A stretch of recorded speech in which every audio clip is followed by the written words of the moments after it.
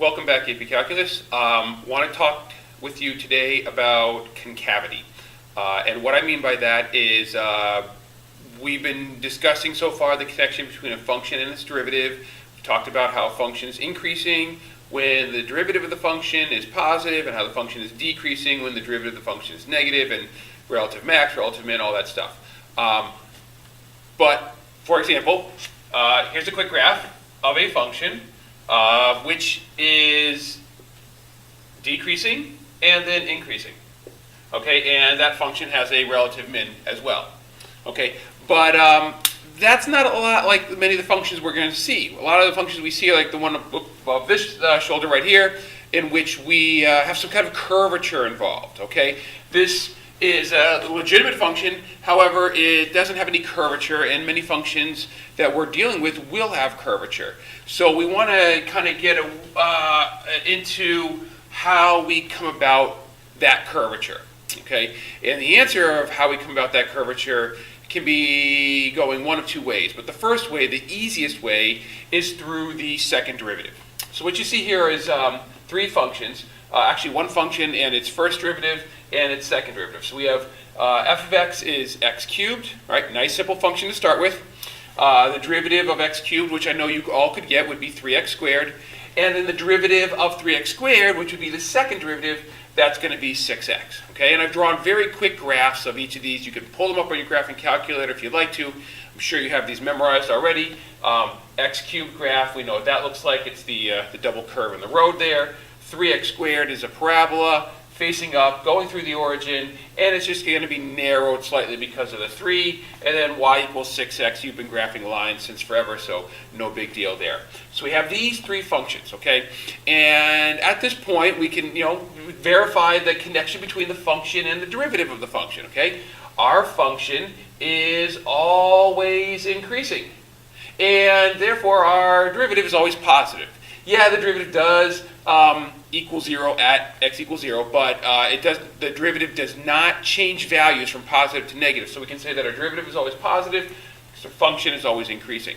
Okay, and we can do the whole, okay, well, the derivative does equal 0 here, so that at the origin, therefore there's a critical point at x equals 0 in our function, and lo and behold, at that one instant we have a horizontal tangent line. It's just for one quick moment, and then it goes on. But because the derivative did not change signs from positive to negative or negative to positive, that means that our function will not change from increasing and decreasing, and therefore have a relative max or a relative min. No change in sign for the derivative means just a horizontal tangent line. No relative max, no relative min, just a critical point. Okay, that's the old stuff. Let's talk about the new stuff. Okay, let's compare the function to the function's second derivative, okay, which is the graph of 6x, okay? So see a graph which is always increasing, for starters, okay? We've talked about that already, but let's talk about the curvature of x cubed for a second. Would you agree with me that the graph of f is concave down to begin with, and then at this point right here it changes to concave up?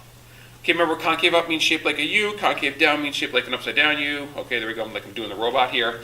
All right, and so what we have here is we have a concave down graph and then a concave up graph. Okay, let's look at the second derivative. Well, what do we know about the second derivative? Well, the second derivative is always increasing. Okay, so the second derivative doesn't change at all in terms of increasing or decreasing.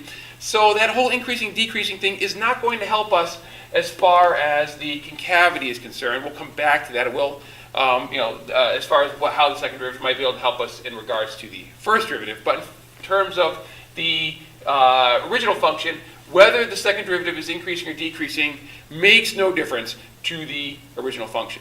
Okay, but we do know that the original function changed concavity at x equals 0. Well, what happens to the second derivative at x equals 0?